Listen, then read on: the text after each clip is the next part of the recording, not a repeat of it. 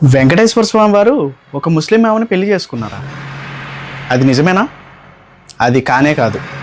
పురాణాల ప్రకారం ఒకసారి భృగు మహర్షి వైకుంఠానికి వెళ్ళి విష్ణుమూర్తి గారి యొక్క ఛాతీపై తంతారు.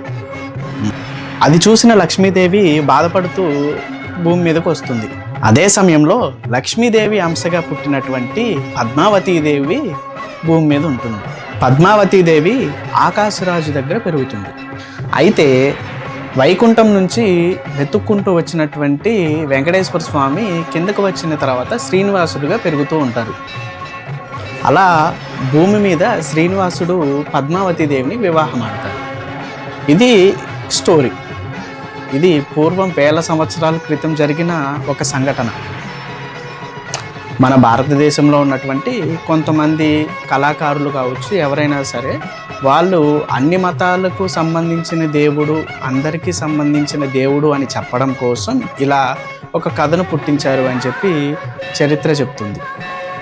అలా పద్మావతీదేవిని వివాహం ఆడి శ్రీనివాసుడు తిరుమలలో ఉంటారు. ఇది సాధారణమైనటువంటి పెళ్లి కాదు, ఒక దివ్య కలయికతో కూడినటువంటి వివాహం.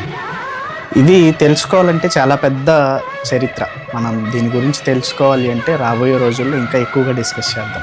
అలా తెలుసుకోవాలి అంటే మీరు అకౌంట్ని ఫాలో చేయాలి.